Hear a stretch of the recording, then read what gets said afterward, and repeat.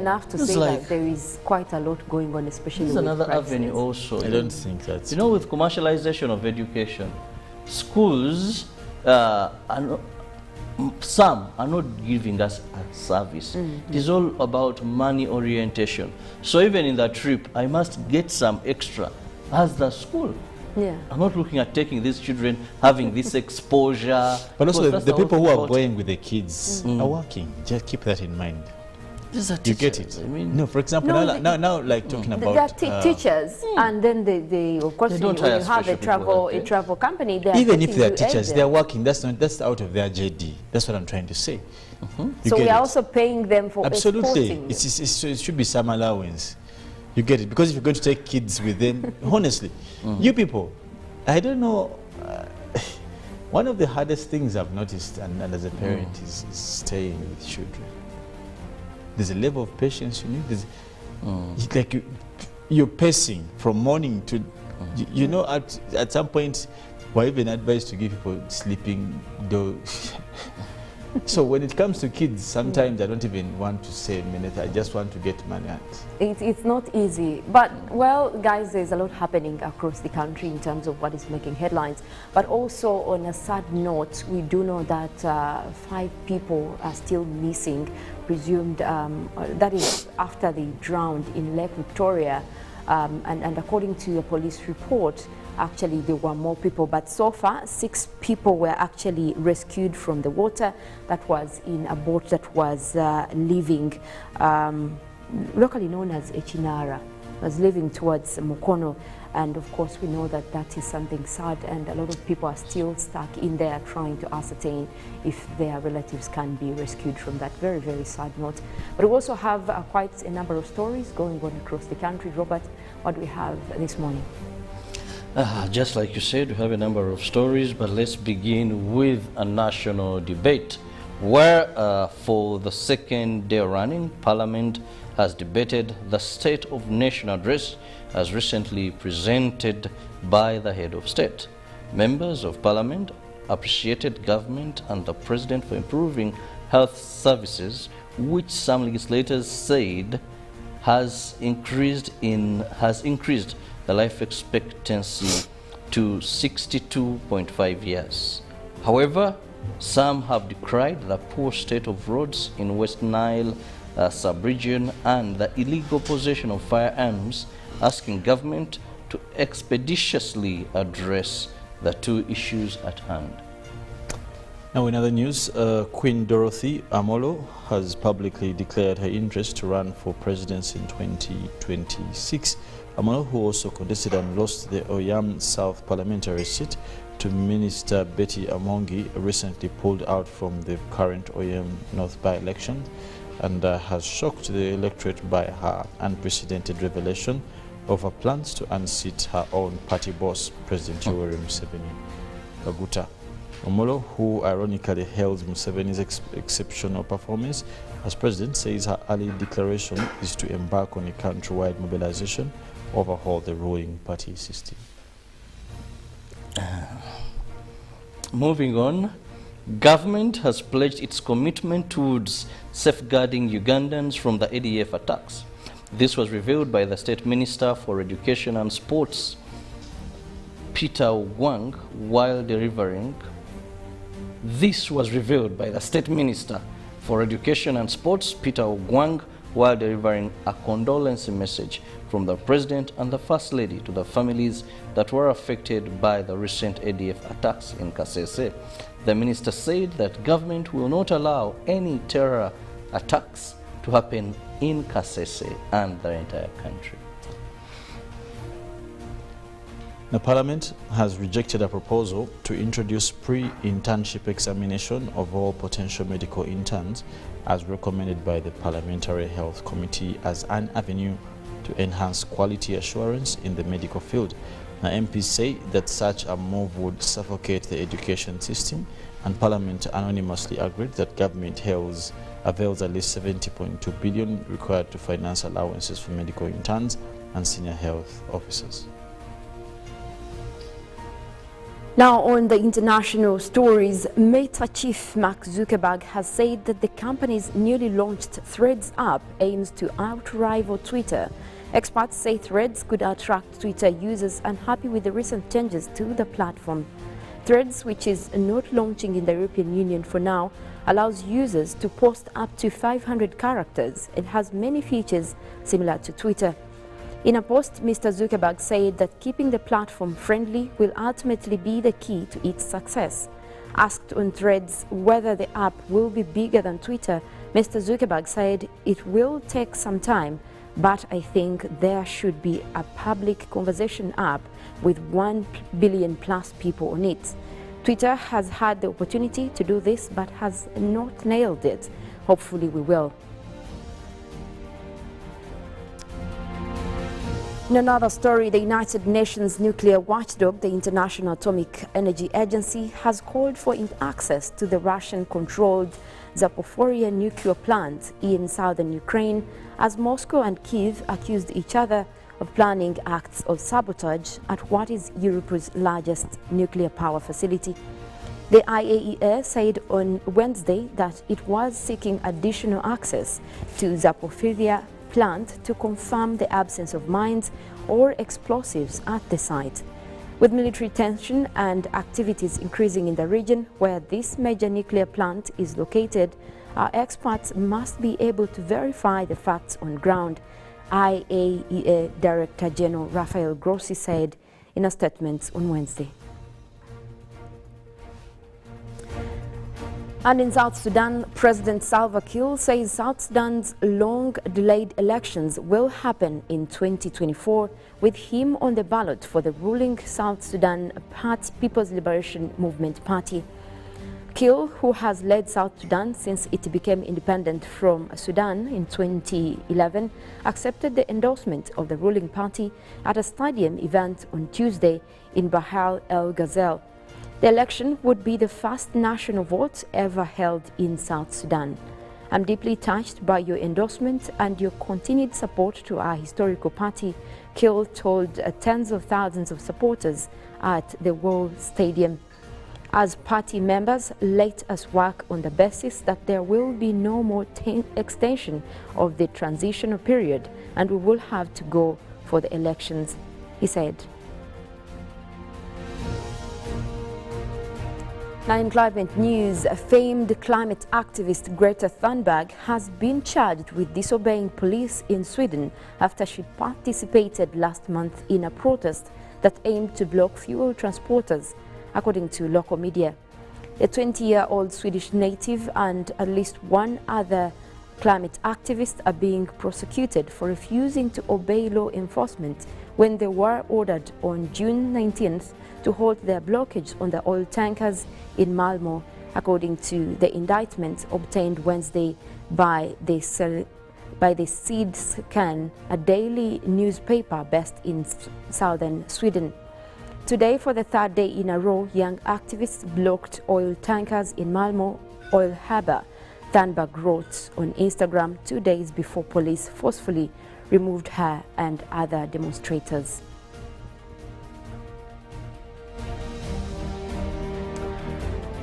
Well, quite a lot happening across the country and of course also looking at what is happening internationally. Quite interesting is the elections in South Sudan, considering all the unrest that is happening with Sudan, especially to the northern side. But finally we could be looking at them actually taking it to the ballots, that is according to President Salva Kiir. And I don't know, it's the first time they're going to be doing it. I don't know what the anticipations are like, but to my side I would think maybe as a region, as a bloc, we have learned that probably it needs to be peaceful. I don't know. Felix, what do you think about the possibility of looking at a peaceful election in South Sudan, considering it's going to be their first time? Not around now. I can't even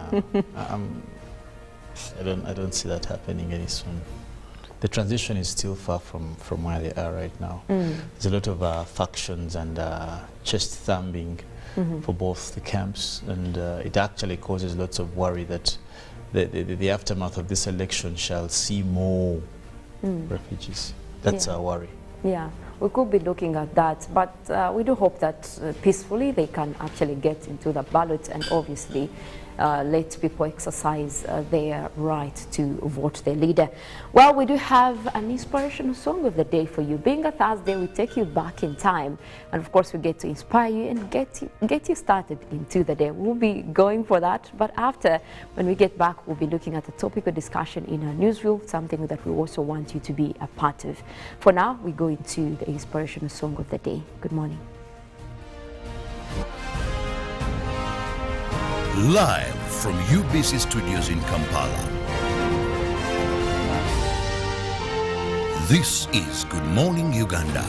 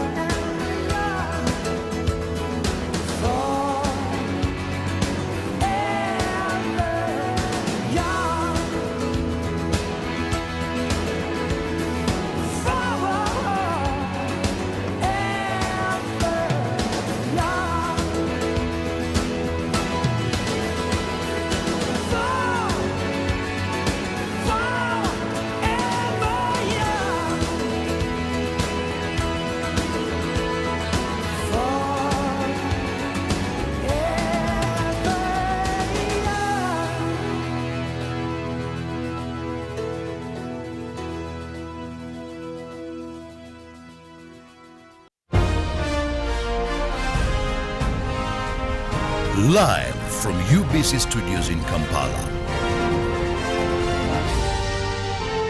This is Good Morning Uganda. of the day on UBC.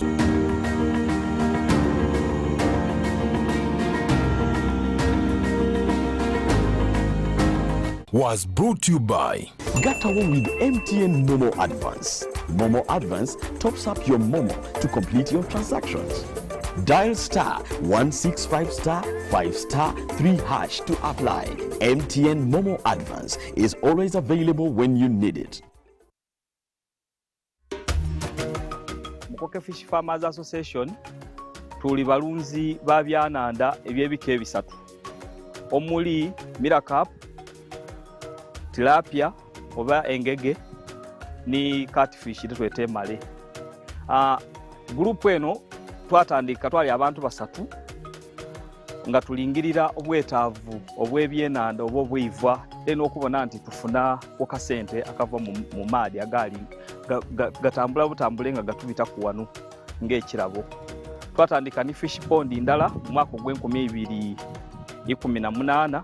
Twebaza fisheries officer ni district ya Bugiri babanga batulagirira ku Sun Fish Farm ebwikwe ni side day dindeyo twabanga tusobola okufuna kwetusaako obugege obwasooka era mu mwaka ogwali 2020 awo basobola okubanga batuwaayo ebyenanda emitwalo $40 okuva mu operation Werese Creation era okuba yongerezaako emmere yatuweebwa okuva Uganda Poultry Breeders. Twasobola okubanga tusoloza akasente akawerera obukayire nga 42. Twasobola okubanga tubuinvestinga oba okubona nti twongerezaako ku bimu ku bintu bye tukola gano. Twebaza gavumenti yaife okubanga buli saawa efaayo okubanga efe eri Abanayuganda.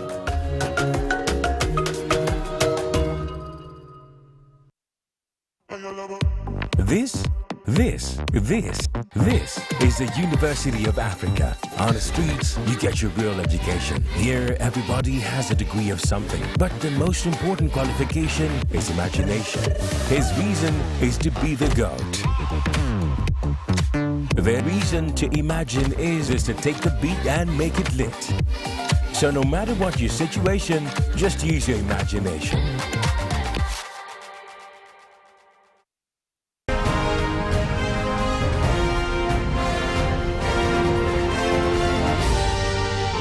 This is Good Morning Uganda.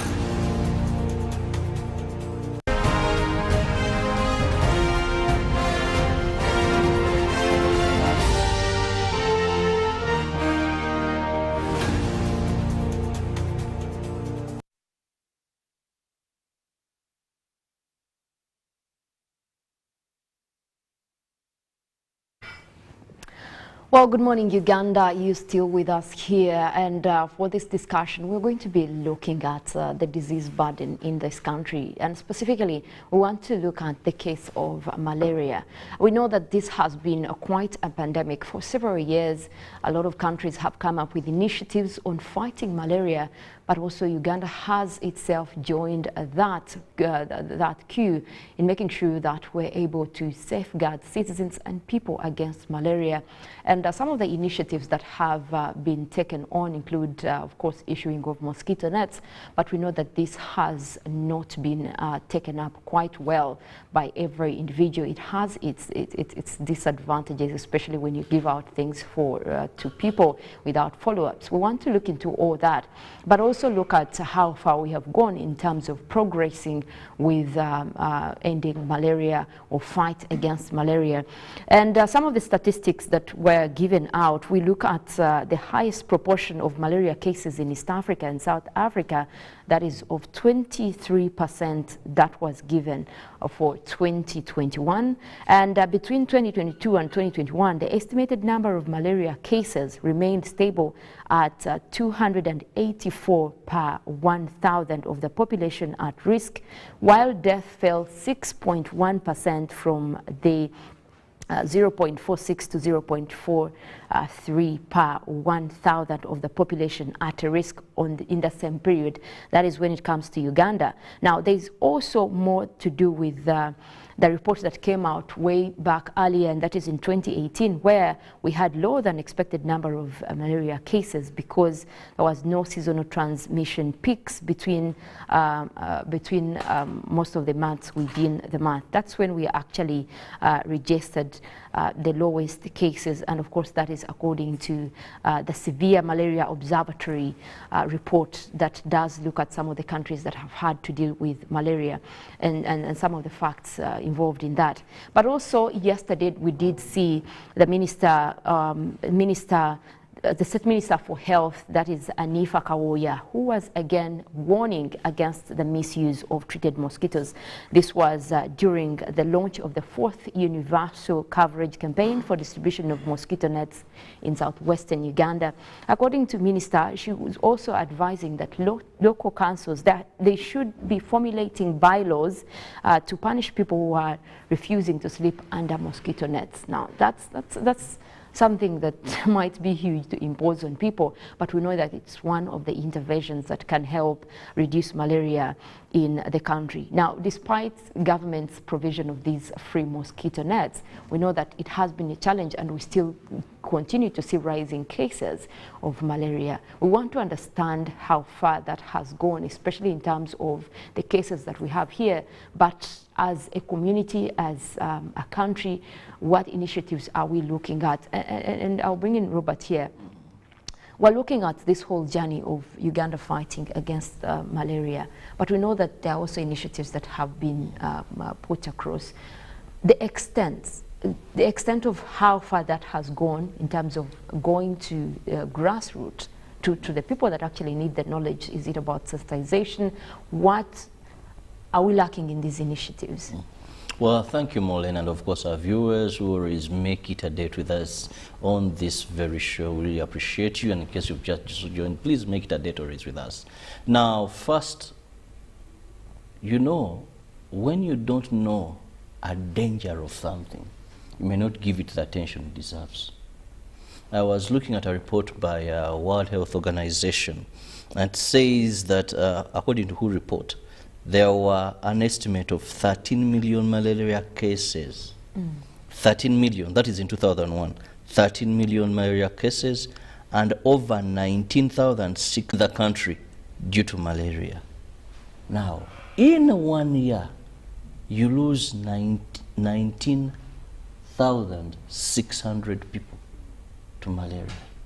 And it goes ahead to say Uganda has the world's highest malaria incidence rate of 478 cases per 1,000 population per year. So that means every 1,000 people you meet in Uganda, 478 have during a year have malaria. Now, when you go to infants, malaria still remains the top killing disease of children below 5 years in our country. Now, to make matters worse is that we've failed to bring this out as a big problem to society, because statistics are meant to help people in authority break them down to the ordinary Ugandan to see how big a problem is. I'll give you a simple example.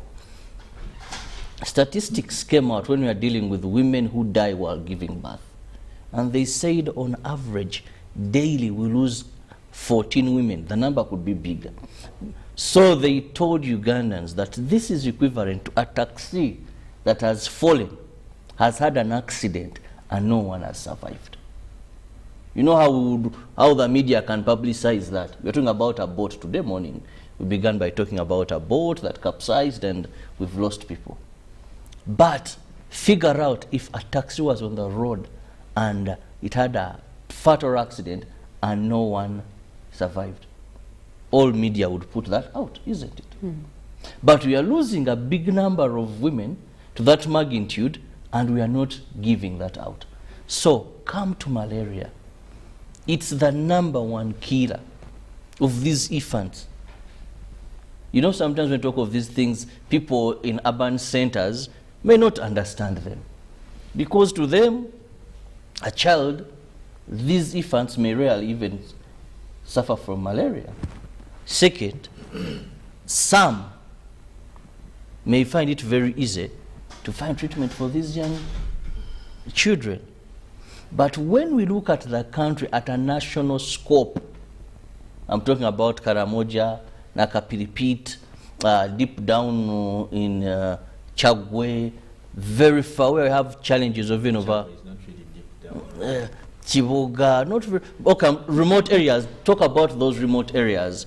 Leave alone Kampala and the metropolitan, where there is a clinic here, there, and there. But I'm trying to look at areas far from Kampala, where treatment is not that available.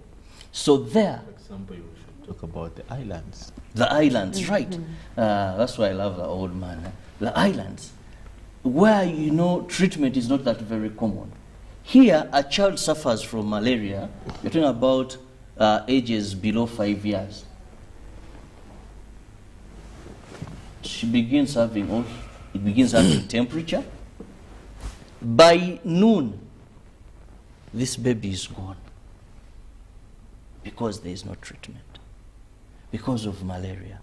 So malaria is killing Ugandans so much, but we've failed to bring that out as the media, as government, to drum drums of war to fight this. Now, when government comes up to these initiatives, actually you find that many people in rural areas, I have my colleague here, he knows treatments. They have their miruruza, they have this, they have that, and sometimes these kids taking them may be hard. But we've not packaged the malaria message very well. We've come up with a number of initiatives, I must say, and one of them is the giving of treated mosquito nets. But if I remember very well, if there is anything that really disturbed my mind as a government initiative in assisting Ugandans, was the giving of mosquito nets. People, because they have not understood the danger ahead of them, a person would get the mosquito nets, then goes, he has maybe a banana garden, so then says, but the neighbor's chicken used to have been coming here and disturbing my garden.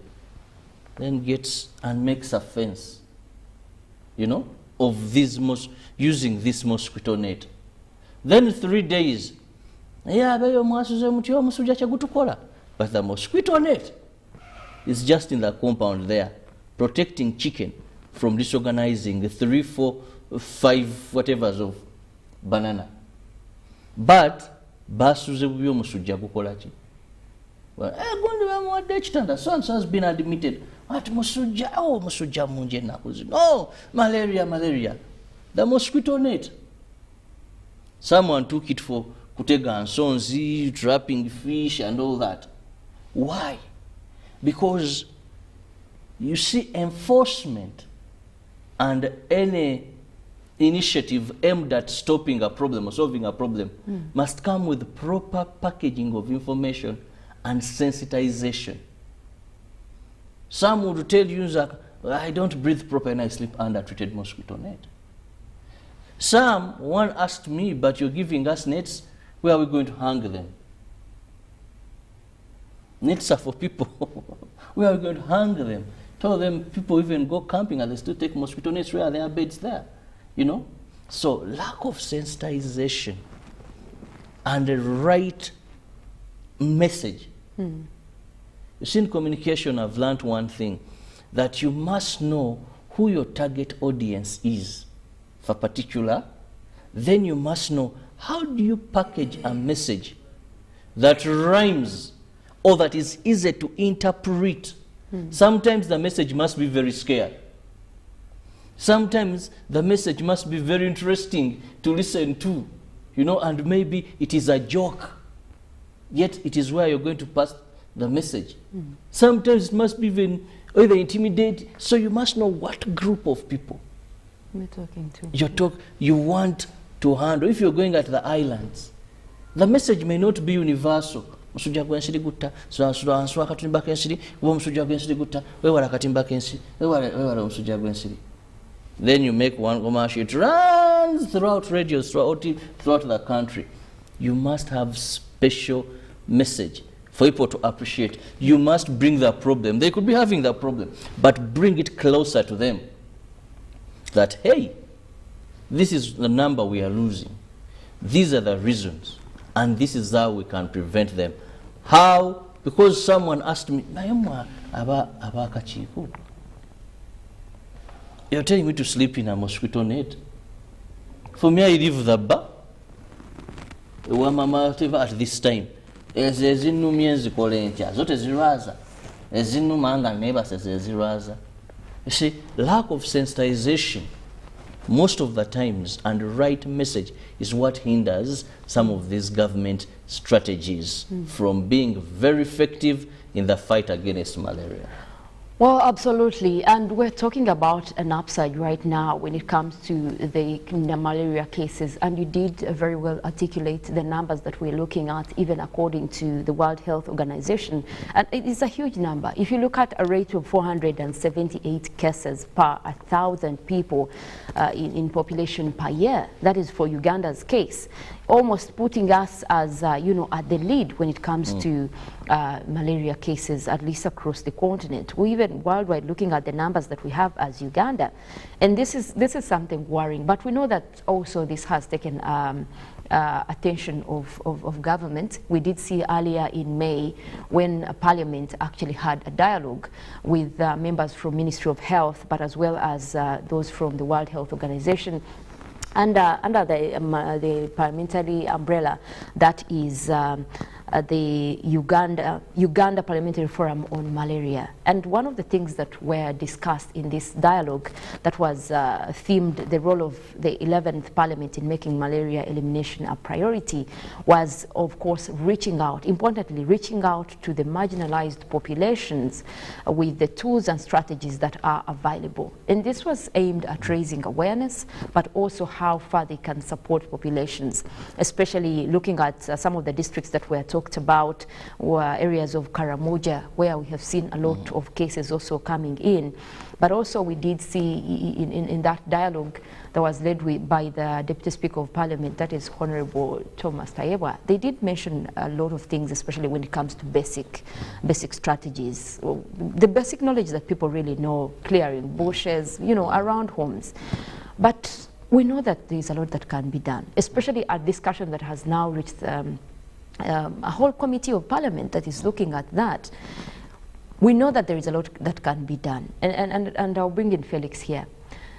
Are we looking at failure from that level on addressing some of these initiatives or putting up more initiatives? Because we believe that the basic knowledge can easily, probably everyone also knows that, yes, what our parents used to avoid malaria. Yeah, or the nets they have given me, this is supposed to, you know, it's for sleeping in. But how more can this be enforced from government level? The minister did talk about the bylaws. Is this something that we could also be looking forward to?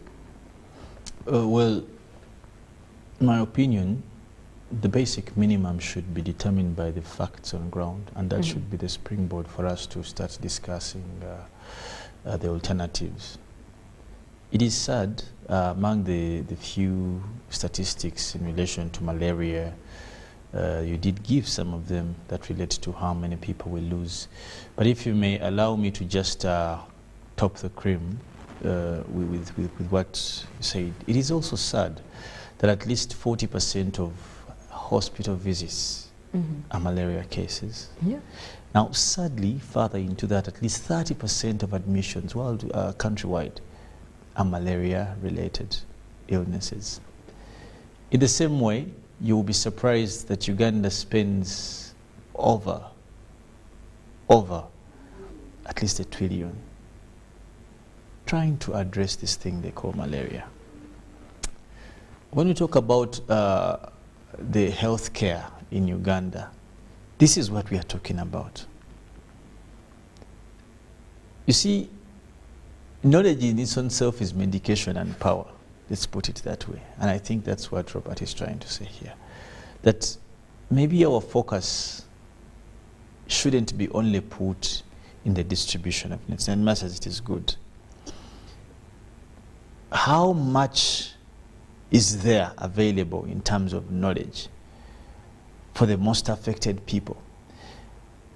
Malaria is a big cause of death for both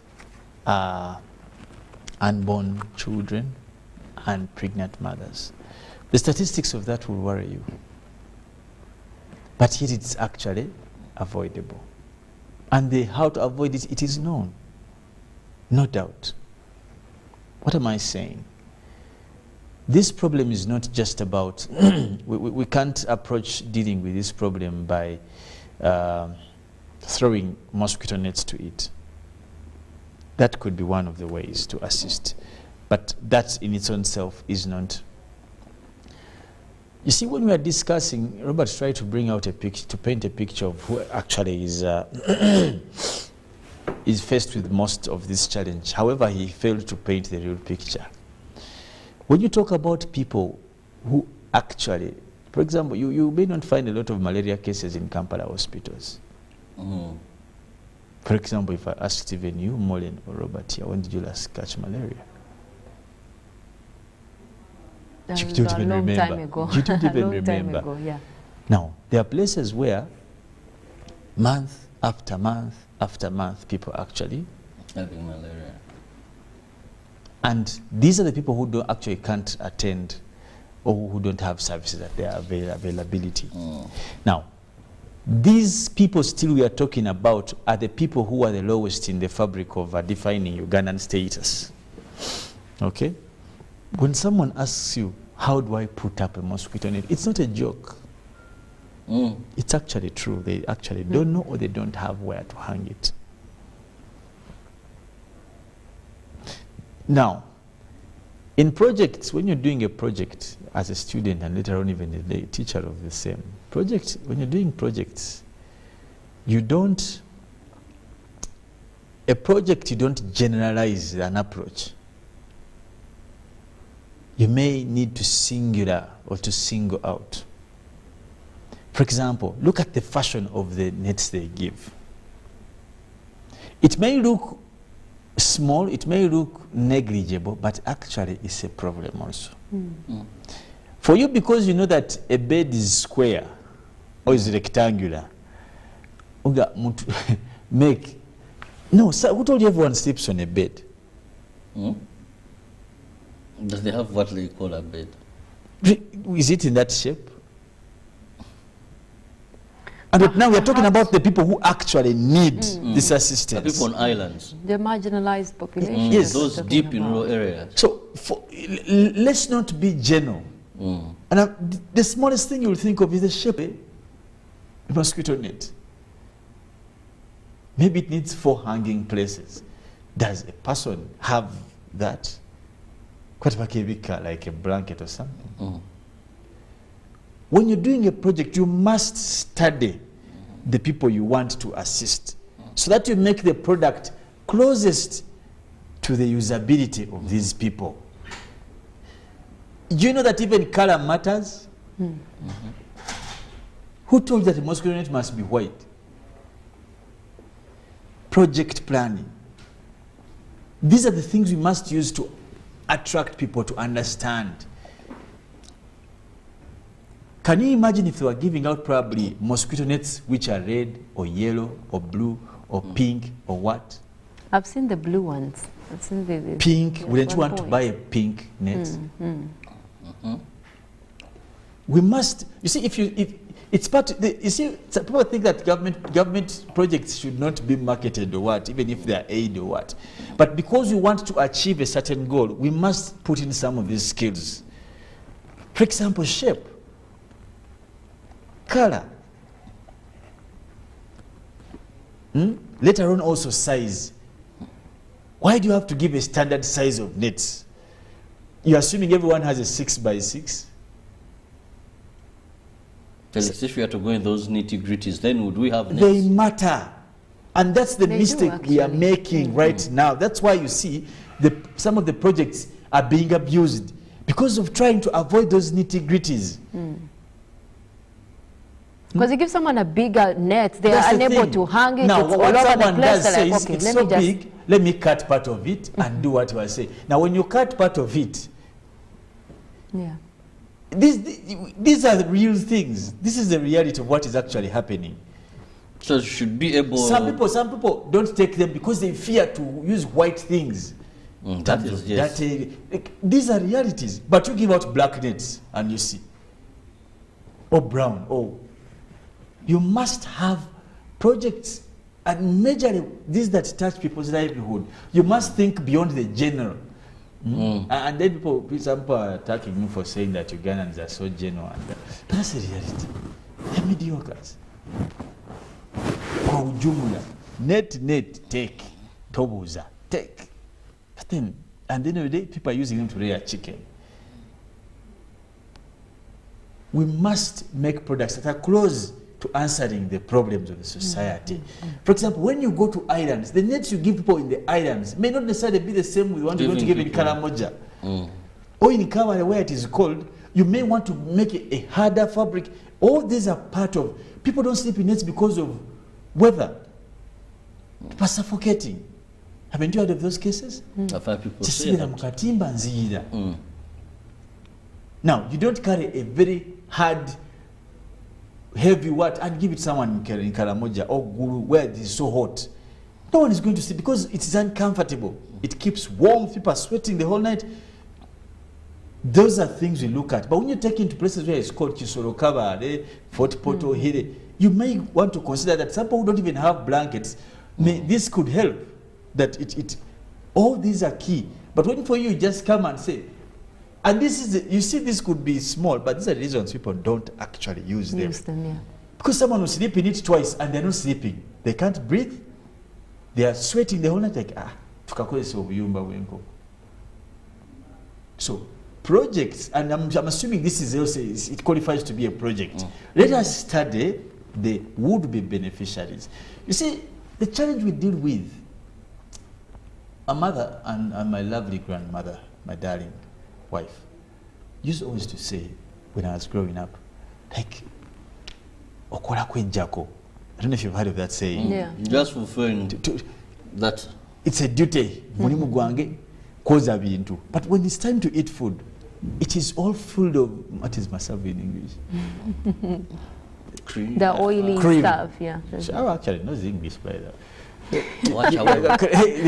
You know that cream. Therefore, this time you wash things the whole day, and the third time, if you're to wash those plates again, you'll wash them crying because otuusa muki okolo. And that's what we struggle with most of these government projects. For us when they come, we're going to give out nets, hey, nets. No. Someone has a megaphone announcing. No. Ndagamuntu, you are coming to register you, then what comes next? Perhaps we could even think about demonstrations here. How about maybe the people that are giving out these nets carry out sensitization or that kind of awareness? They have demonstrations in there to show people the product they have gotten. This is how you can use it. In a scenario like this, hang it this way. But we think that is also lacking. For example, there was a time, there was I think one of the companies here that had decided to produce paint that is mosquito repellent. I don't know what happened. I don't know if there were health issues. I don't know. But that was one of the moves. For example, in urban places where people can afford paint, it's an alternative that we can focus now in the people where we do. Because more than Chirabo, myself, and a couple of people in the middle class can fairly. Now, those are the things we must encourage. I don't know why, and by the way, up till today, I have failed to understand why this government doesn't want public-private partnerships. But it does. Which ones? Which ones? But also, honestly, guys, I don't know why they fear them. But there are people who are willing to bring in the innovations. Yes, I have been to a lot of countries in Europe, and I've never had to find a place where I'm sleeping under mosquito nets, and there are no mosquitoes. They also have similar conditions. The mosquitoes are there, but there's probably something they do to ensure that you don't have mosquitoes all over the place. Can't we have some of those innovations here? That's what I'm saying, like for the paint. How about you get into, have some of these private public, and you can have this particular paint, maybe subsidized, maybe it's most available for households. They should be, because the number of things that I am not saying those ones are not there. But the ones you're talking of are the ones I think we're discussing. Mosquitoes, manyako watam, manya which. Those are the general things. You get it? I've seen repellent candles, mosquito repellent candles. Thank you so much. Where are they? If the private sector is willing to offer them. Meet them in supermarkets. Yes. But how we're talking about the people you're talking about in islands, Buvuma, you know, Bujabwera, those places. No, not us, because there's a supermarket in those places. It can never be. And who will take there the repellent candles? Who, like I was saying, goes, like people can hardly afford a meal and you want them to buy a repellent kind of. So these things, I think, the project is, we must be intentional. And why we must be, Molen, Robert, and fellow countrymen, is that the burden, the healthcare burden, turns out not to be enough to cater for other challenges, because all the money is spent on treating malaria control patients. program, the government Now, fund. the women will not be able to be assisted in maternal health care. Our cancer, chronic illnesses, diabetics, hypertension. The focus, because we are spending so much on something we can actually prevent and avoid. Actually, most of the diseases affecting us in Uganda are preventable diseases. 90% of the diseases that dominate our health facilities, it's either hygiene, that you find people lining up, but it is hygiene purposes. It is sometimes poor feeding in infants. It is malaria. Most of these are preventable. It's just we have not put enough measures on that. And lack of enough sensitization. And of course, being very intentional, like Felix said, when he talked about you can't have a general approach. Like I told you, for me who is an expert with communication, like I told you, you can't have the same message over and over to the entire country. You record one skit and it's going to go, it is that you are translating. All you do is change language. Change language. Because Akaramajong, when you're talking about malaria, where malaria has not been maybe for so long, because we must understand, you talk about Europe, we have not seen there's weather cases. issues. We are within the tropics. Our environment and weather make it very, we have these thick, even the surroundings, forests, what, so breeding grounds, we are very vulnerable for mosquito breeding grounds. Compared, you go to US and someone will tell you even the great grand has never heard of a malaria case. But how do you bring, because information is power. And when information is power, it is that, if packaged properly, for the right targeted audience, it will cause the change that you need to see. The minister talked about a bylaw. You know, if we find you got a mosquito net, we find it in your garden, in your compound, you're just hanging them, you do a punishment. She said we can have bylaws like maybe you slash all the bushes within that community, or you do these punishments. Community work, that these may foster people not to misuse these mosquito nets. But I want to just quick on this one. But I want to tell the Honorable Minister, Madam Anifa Kawoya, I've seen border riders where a person goes and buys a helmet at 50,000. Only? Yes, the cheapest 50,000. However, UNBS also must help us. These are the ones where someone crashes and the entire head is also crashing as if it doesn't have a helmet. And helmet. Standards. Yes, because they just import anything. Even the wind can blow a helmet, and some are supposed to protect in our association. We went now, to going also... back to that, that a border will spend that 50, and 50K may mean much for border rider. Yes. Buys this helmet, he bought it. Now when he notices there's a maybe police, he just lifts it, he has not even locked it. Then after passing, the policeman or the whatever, then he will remove it. Now it is very easy for you to have your bylaws. And people get these mosquito nets. And you may not see them in their compounds. But even when they're not sleeping under these mosquito nets, some actually even hang them, but they just tie them up. they just tie them up. But also, when we talk about sensitization, for me, I want to go back to today's Thursday and talk about the good old days. Yes, there has been population increase, but Nkunda, who has lived long, and many others watching us, they will tell you, I don't know what our colonial governments had that these governments after have failed to understand and adopt. These people, it was the force. Every home knew this thing. Mugarama disanga buchari. Am I lying, Felix? Definitely. 6, you would move in the village, and every house they have closed the windows. Slashing. Today people have wall fences. Those days they would have bukomera, what as fences around. Nengo ino salaka komera. Slashing the compound, you have pavers. But those days they had grass and they would slash, you know. Tins. You wouldn't find a person would moving, maybe in the evening. Nengo lavo libuli kachupa. Turning it up so that there is no stagnant water. There were simple things. Kind of things have actually also. They were very simple things. These people are not educated as we are today, but they would tell you, Mugaro ruji ensirizi jayingira, you know, oil. This after expired oil, you would find them stagnant water. On stagnant water, you pour oil and you ask them, ensirizi jazalira kuno. But this is a person who has never stepped in any classroom. And now this is what I tell you all the time. Even they would actually burn, there is some kind of plants they would burn to I think, repel the mosquitoes. But also even when you're planting want to bring in our home. viewers here. Want to bring in our viewers here, you could actually join the conversation and you know, talk to us about some of the best practices that you think could actually be helpful in fighting against malaria.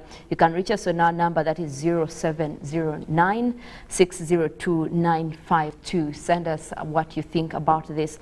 But as we move to conclude this, we're looking at some of the initiatives that we have talked about. Obviously, we have failed in many of those. But moving forward, who are we tasking in this fight? Is it to, it can be either way, but is it on the side of government and on the side of the communities? What can be done, especially in making sure that we are actually moving forward and reducing the cases? I'll start with you, Felix. Well, of course, for starters, we must desist from this whole habit that I think is very alien and puppy tail-like, throwing money to every problem. And that's how we end up losing money. You see, mediocres and bottom people think a solution to every problem is using whatever you have against what people don't have. That's why you see some people in elections keep on thinking that they will go through because of you're using what you have against what people don't. Now that's taking advantage. Let's not take advantage of people by throwing money to problems. Let's sit down and formulate a solution approach, a solution-based approach to every problem we struggle with as Uganda.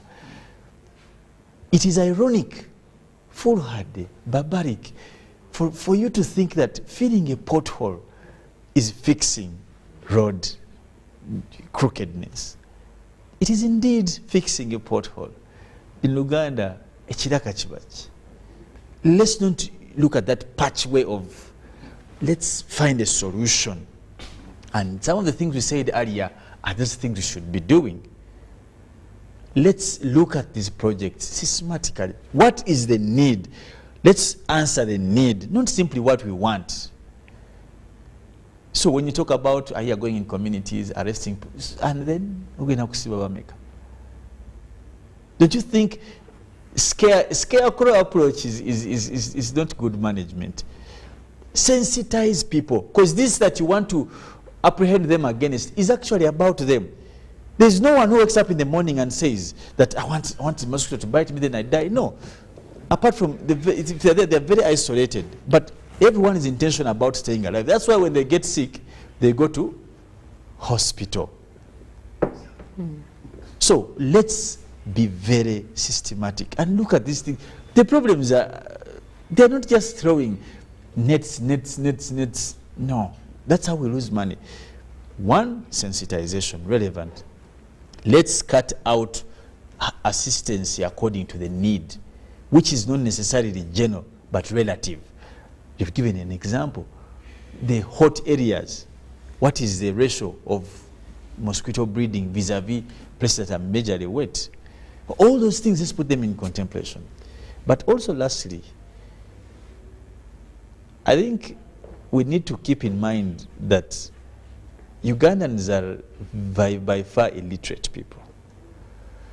There's a comment that Modern made, I think, earlier about, obviously, it's never obvious. And this is the fear. You'll be shocked by what you think people know, and they actually don't know. You can imagine, for example, someone will tell you, obviously, a woman should put on a bra. One will tell you, who told you that's obvious? It is obvious to you, but you'll be surprised about perception. So you get the point. So let's not look at the problem as there's an obvious rate of knowledge that should be there. I told you the problem we had when people using toilets and these latrines. Don't assume everyone knows how. Some people stand on them, some people, you'll be surprised. Yeah, and obviously, something that we think would be obvious might not actually You'll be shocked. Which is why we're having because issues we grow in with different places, we are raised by different people, we are Mm-hmm. exposed to different... First, I just want to speak to people who get mosquito nets briefly. Why should you sleep under treated mosquito net? Yes, mosquitoes take advantage of you when you're deep asleep to feast on you, because during the night, wherever you are, you can feel these bites and maybe scare them away. But when you're dead asleep, they'll feast on you and they'll ensure they transmit these pathogens that cause malaria to your body. So that is why you should cover yourself so they don't get to your body using a treated mosquito net. To government, these initiatives, most of the times when, sometimes it's a donation, a Gavi fund, malaria control program, sente zazewe ziri. But we should understand what message are we taking to the various communities. Two, Felix brought in a very important point. What is suitable, if there are mosquito nets, what is most suitable to which group of people?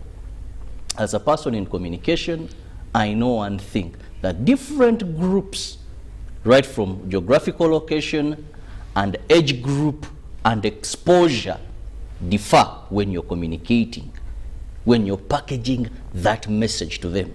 These things of having a universal message put throughout, I think may not serve us the purpose. But also, we should ensure that when we have such programs, we don't do it in a hurry. Most of these times, all because budgets are approved, money has been there, we don't spend more time on sensitization than we spend planning to purchase, planning to deliver. Sensitization is more important, because with sensitization, even without a mosquito net, we can reduce the malaria burden in this country. People will know to close their windows early. There are traditional ways that we used to make repellents at home and repel the mosquitoes away. People would cut the bushes. So even if we don't put an element of money in purchasing and put that element in giving information, we would greatly reduce the malaria burden. Yes. I remember the times of DDT, Honorable Ken Uchams, wherever you are, and this was indoor residual spray. It became a problem also, but this was one of the ways. So let's have proper sensitization, give people the right information in a manner they can understand it, then come up with solutions that suit those specific groups. Absolutely. We can greatly reduce malaria. Absolutely. There's a skill you people are forgetting. I remember our granny and mom used to slap mosquitoes. By the time you go to bed, there's no more, like, all the time you'll hear on the wall. So you'll find the wall full of blood. Yeah. You literally, and in the morning they are telling you literally have blood on your hands. Like the whole wall has like 20 or 30, and you sleep at peace. So well, also the mothers of those skills also. So clearly that is something that we can still take advantage of. Well, we'll also be looking at what is happening with our dailies today. We'll look at what the Daily Monitor is leading up with today. The big headline being government seeks fuel import monopoly. And that is actually having details right there that you can look into. But also in more stories, labs tighten DNA paternity testing rules. Well, that could probably be a solution somewhere. But they also give you a picture right there with Bokedia polls, 5 policemen charged over by election mess. Well, that is quite interesting right there. And crossing over onto our neighbors, we're looking at the Daily Nation. Court deals Ruto a blow on the new taxes. Oh, that is quite in there. TSC advertises 20,000 posts for intern teachers right there. A lot of stories. They also give you quite a list. A village mourns the ones we lost. And more on that as well in the Daily Nation. Crossing over to the Citizen, what reduction in fuel prices means. And also more details in there. Revealed major reason behind the falling fish exports. And they give you much more of that. Set aside areas for small-scale traders, says the Prime Minister. That is when it comes to Tanzania right there. We'll leave it at that. We do have more coming your way. We'll be taking you through our traffic situation, traffic updates, the weather updates. Later than that, we'll also be going for Good Morning Uganda agenda. For now, we take a short break.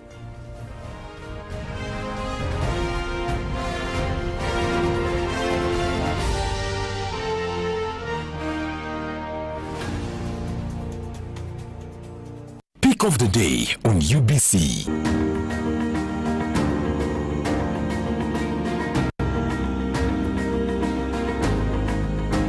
Was brought to you by Get away with MTN Momo Advance. Momo Advance tops up your Momo to complete your transactions. Dial *165*5*3# to apply. MTN Momo Advance is always available when you need it.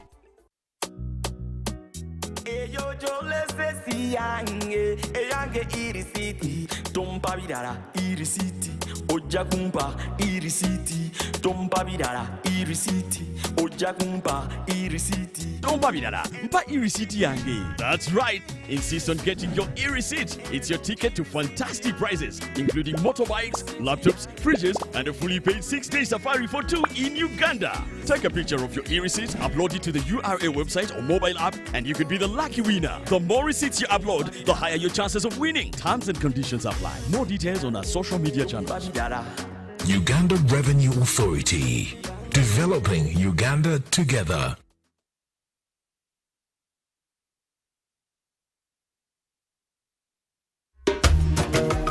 Mukoke Fish Farmers Association tuli balunzi ba byananda ebyebika ebisatu omuli Miracap, tilapia oba engege ni catfish twete male.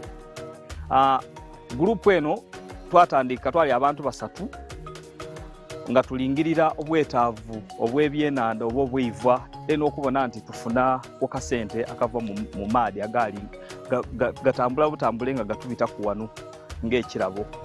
Twatandika ni fish pond ndala mu mwaka gw'e2018. Twebaza fisheries officer ni district ya Bugiri babanga batulagirira ku Sani Fish Farm ebwikwe inside day dindeyo twabanga tusobola okufuna kwetusaako obugege obwasooka era mu mwaka ogwali 2020 awo basobola okubanga batuwaayo ebyenanda emitwalo $40 okuva mu operation werese creation era okuba yongerezaako emmere yatuweebwa okuva Ugachik Poultry Breeders. Twasobola okubanga tusoloza akasente akawerera obukayire nga 42. Twasobola okubanga tubuli investinga oba okubona nti tuongeramu twongerezaako ku bimu ku bintu bye tukola gano twebaza gavumenti yaife okuba nga buli saawa efaayo okuba nga efe eri Abannayuganda.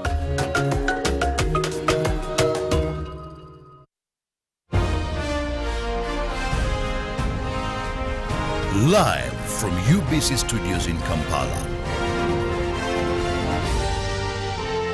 This is Good Morning Uganda.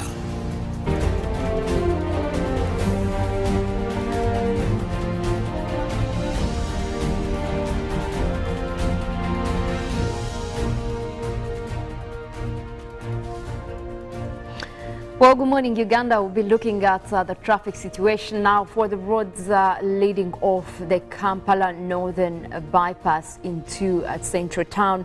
We're looking at some areas that could be really having quite good traffic, maybe for you to help get into the city quite quickly. But also we're looking at some of those over Kalere. If you're heading to town, most of that road has actually traffic. Just as you leave the roundabout of the Northern Bypass, you do have intense traffic right there indicated by the red lines, so meaning that that could slow you down quite a little bit. That goes all the way and obviously onto the roundabout that is across Wandegeya right there onto Gayaza Road. So that is one that you might need to be aware of for that road this morning. But also looking at the alternative, if you're also looking at Waise, coming in from Waise off the Northern Bypass, you're looking at the routes right there. Sapolo Kagwa Road, you do have a bit of traffic that is just as you leave the roundabout, but then it does get clear as you get into more on that road towards Makere. You do have clear traffic over there, so that could actually be easy to navigate this morning. But also off the same road, off the Kampala Northern Bypass into Waise, if you're looking at that road that again leads into that joins Gayaza Road, that is Bombo Road, you're looking at quite some clear traffic right there, indicated by the green lines for now, except the distance just off the roundabout is where you have a bit of traffic, and that is indicated by the orange lines right there on the map. And those are some of the roads that we could be looking at. But also coming in from the side of Ntinda, looking at some of those roads as well, you do have clear traffic over there. And you're looking at areas also from Kira as you head towards Wandegeya. You also have a bit of clear traffic right there, and that should easily can easily be navigated as you reach into town. But over to the roundabout in Mulago, the side coming in from Tira Road, you do have a bit of traffic as you join the roundabout. Also, you look at coming in from Gayaza Road, you have a bit of traffic that is from the roundabout that joins Bombo Road and Gayaza Road for quite some time. Also, Bombo Road, as you join into that is Makere Hill Road, you have traffic right there, not so intense, only in orange colors, meaning that it should be easy for you to navigate over there. And of course, as you head more into town, some of the roads joining in, you look at Yusufule Road right over there, that looks to be quite having some clear traffic this morning, and that should be very easy to use for this morning. But also, if you're looking at some of the inside roads, Nakasero Road also has clear traffic this morning. Lumumba Avenue, that is also okay to use this morning in terms of traffic.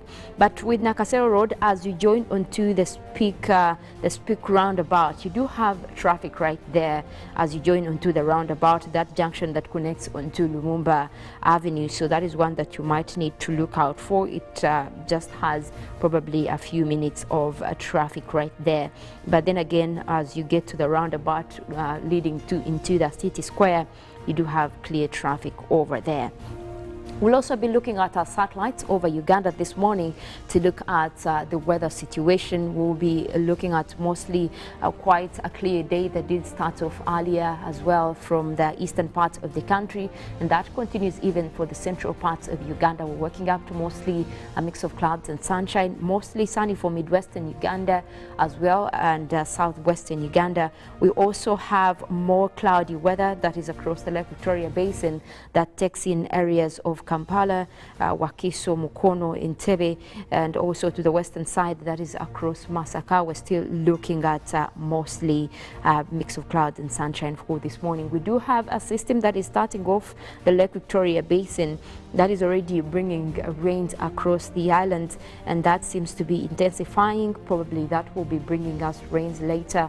It looks to be moving mostly northwards, meaning that that would be for areas of the eastern part of Lake Victoria. That means Jinja, Tororo, Busia, most of the areas around there do expect to have a bit of rains later as the day progresses. And also earlier we did start off with a few rains across the Rwenzori area. That is still the system on to that same area. We're looking at more rains likely to develop over that same particular area. We're also looking at northwestern part of the country that is also likely to have rains that will be for much later on in the day, and also for areas within the central part of northern Uganda. That is where we do expect that we might have continued wet weather activities over there, and much more of that will be expected within the day. Also, temperatures are quite cool for most of the areas across the country, and much of that is being attributed to the moist southeasterly winds that are now moving from the southwestern part of the continent. And of course, those do bring in quite cold weather as we're looking at the south hemisphere winter. And telling from the map right there, the movement indicating most of these winds actually coming in from the Indian Ocean. Most of those are actually southerly, meaning that they will be associated with cold weather. That explains the coldness that has been going on or continues to happen across most areas within especially the southern half of the country, as well as eastern Uganda, and that could continue for a while as long as we still have more of the pressure systems that are pushing that kind of cold weather towards our country. Well, we will leave it at that. We'll also be going for Good Morning Uganda agenda that will be coming in right after this. My name is Molin Kenyana. I want to wish you a wonderful Thursday. Live from UBC Studios in Kampala. This is Good Morning Uganda. This is the University of Africa. On the streets, you get your real education. Here, everybody has a degree of something. But the most important qualification is imagination. His reason is to be the GOAT. The reason to imagine is to take the beat and make it lit. So no matter what your situation, just use your imagination.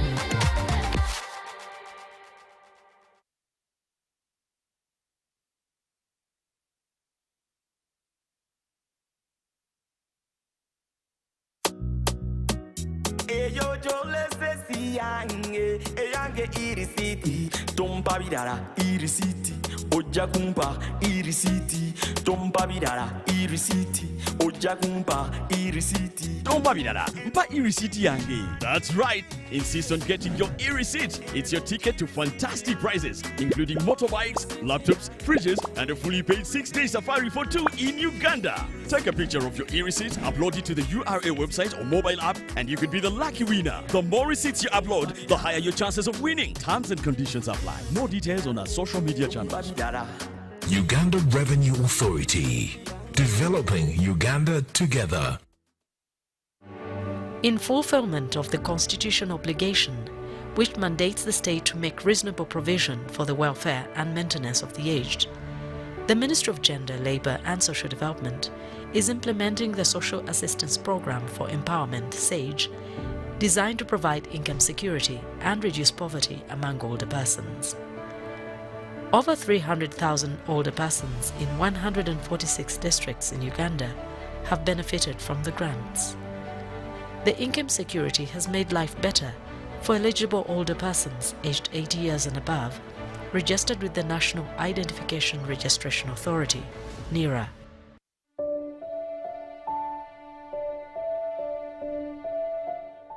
Nze Kajja Agustino nina emyaka guno gwa 87.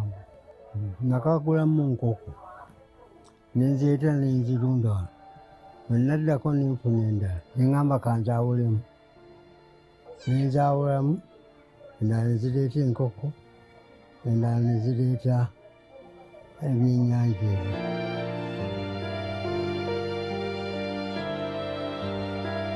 Era enkoko kyenjogera ku lwokuna lwa wiiki eno ngenda kuleeta waliwo neyasigalawo weeri awo obubaka bwenjagala obwa gavumenti lwa mukulu kumpa kasente ako mbe nga neyongerako.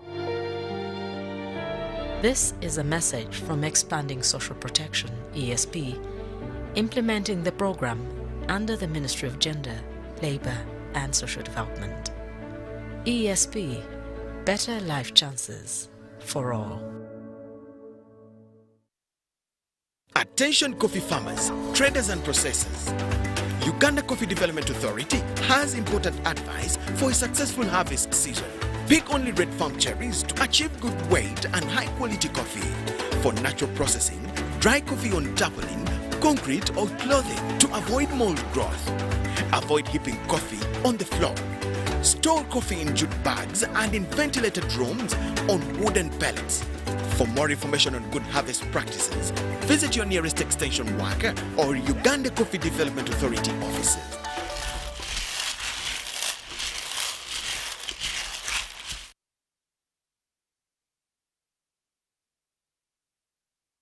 This isn't just a girl. She is the future. This is a teacher, a doctor, a community leader, our future president. This is our family's pride. This is my friend.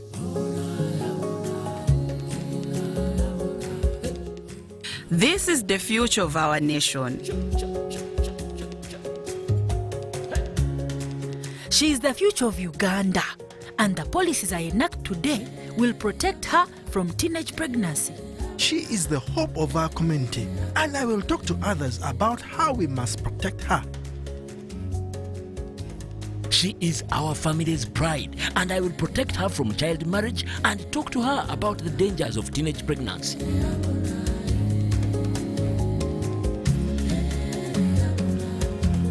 We each have a role to play in empowering our teenage girls to protect them from child marriage and pregnancy, because when we empower them, we empower our nation. Protect the girl, save the nation.